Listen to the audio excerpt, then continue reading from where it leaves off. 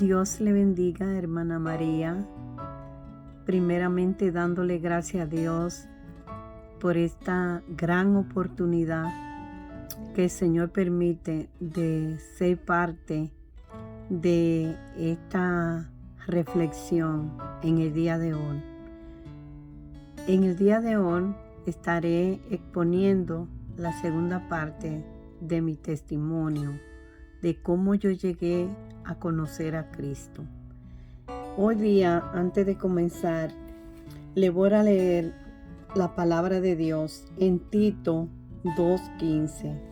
Y dice la palabra de Dios honrando al Padre, al Hijo y al Espíritu Santo.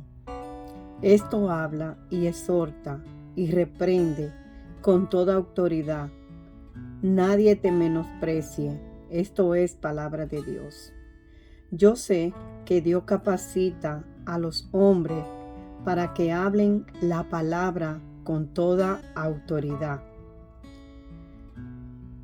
Me gusta mucho compartir la palabra de Dios porque es la fuente que el hombre puede conocer a Cristo a través de su palabra.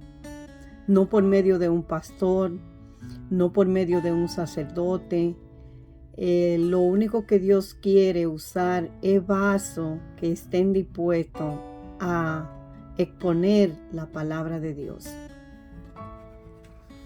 Como le decía en la otra parte de mi testimonio, yo vengo de una iglesia tradicional donde yo estuve trabajando por mucho tiempo ayudando a los niños a que conocieran el dogma católico, porque yo daba catequesis, pero nunca me pusieron una Biblia en la mano. Solamente eso es un dogma de hombre. Pero en los años 90, finalizando, Dios me dio la oportunidad de entrar a un convento de monjas a trabajar. Por ética no le voy a decir qué convento ni el nombre de la comunidad donde yo trabajaba, porque esto es para que los hermanos católicos y cualquier persona que no conozca a Jesucristo, que busque una iglesia donde se predica la palabra en espíritu y en verdad, como el Señor quiere que usted la escuche.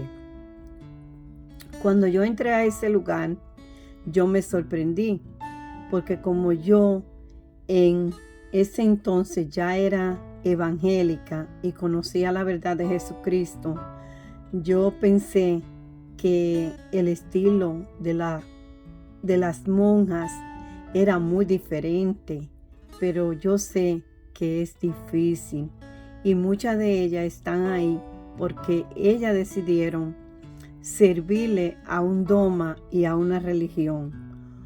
Pero me di cuenta que en ese lugar yo conocí 3 clases de monjas. Una quieren estar ahí, pero otra no querían llegar a ese lugar, pero tuvieron que llegar por decisión de los padres para que ellas pudieran estudiar, porque en los años 60 y en los años 70 no había dinero para que los hijos llegaran a un colegio a estudiar, y esa era la única fuente para que ellos estudiaran en un convento. Pero solo en ese lugar usted puede ver que hay religión, pero no hay salvación. Ahí yo pude encontrar monjas que también llegaron a ese lugar porque tuvieron un fracaso, y ese fracaso la hizo que llegaran a ese lugar, y están ahí en ese lugar y maldicen el día que nacieron, como lo maldijo Job, porque ellas no quieren estar en ese lugar. Pero Dios es soberano y Dios es fiel. Dios me envió ahí con un propósito para que le diera buena nueva de salvación. Y ahí yo me encontré con monja, abogada, psicóloga, maestra de colegio, de los mejores colegios de los Estados Unidos, Y usted sabe que esas mujeres tenían un vacío en el corazón o tienen un vacío en el corazón, que ese vacío solamente lo llena Cristo. Y Dios me dio la oportunidad de predicarle la palabra. Muchas de ellas me buscaban para que yo le leyera la Biblia, para que yo le hablara de Dios. Y el Señor es tan maravilloso y tan poderoso que cuando yo estaba en ese lugar trabajando, la jefa mía me puso a rotar, reconociendo que yo era cristiana. Y siempre me decía, Antonia, ora por este lugar. Y yo muy contenta, orando y pidiéndole a Dios que le diera conocimiento.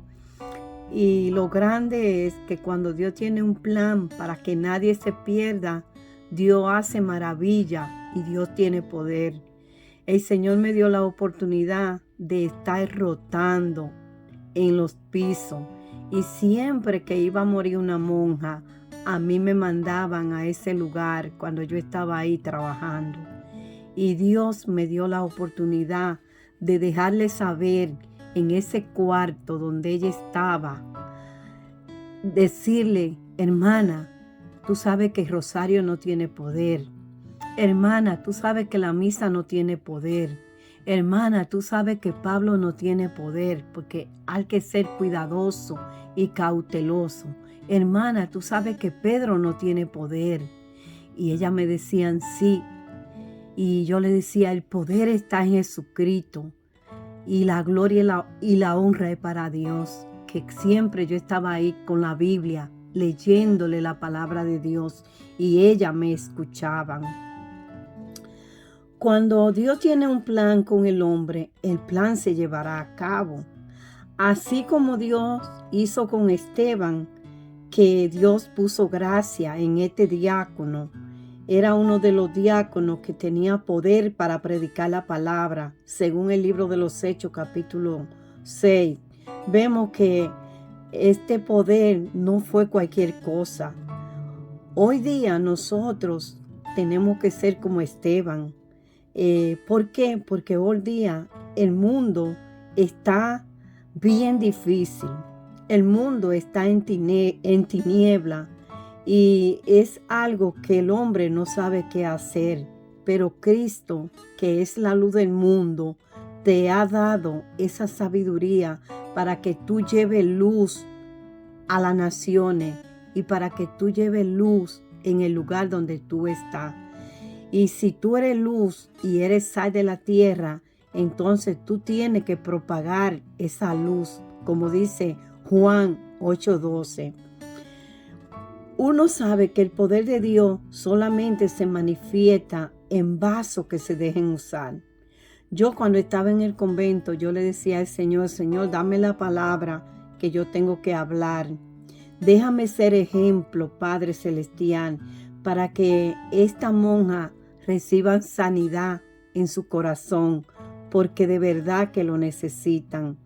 Y yo siempre le hablaba del poder de Dios, siempre le hablaba de la maravilla de Dios y siempre le decía que leyeran su Biblia en Éxodo capítulo 20 y le decía que si uno verdaderamente era un hijo de Dios, uno tenía que ser obediente a los 10 mandamientos. Y esas eran las palabras que yo le decía a ella que la leyeran. Y también para que ellas se dieran cuenta que había que estar fuera de la idolatría, le decía, lean el Salmo 114 y 115, donde ustedes ven que Dios solamente quiere que a Él se le adore. Y yo siempre le decía, María fue el instrumento que Dios usó para que el Mesías viniera aquí a la tierra a salvarnos, porque Él es el Salvador del mundo. Y el Señor fue maravilloso conmigo en ese lugar. Pero sí le digo una cosa, que usted como hijo de Dios tiene que prepararse. Aunque cada persona tiene un testimonio que dar, Dios usa a cada persona diferente. A mí me está usando en el ámbito de dar la palabra en la comunidad donde vivo y en cualquier lugar donde yo esté. Yo voy a ser portadora de la verdad de Jesucristo. Aquí, como bien le dije, yo le decía a ella que la madre de Jesús solamente fue un instrumento importante aquí en la tierra. Y según en Hechos capítulo 1:14, aquí hay una breve reseña de la madre de Jesús. Vemos que fue una mujer de carácter amable y simpático.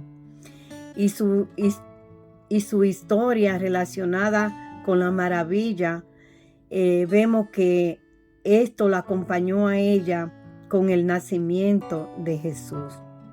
Y esto se registra en Mateo y en Lucas.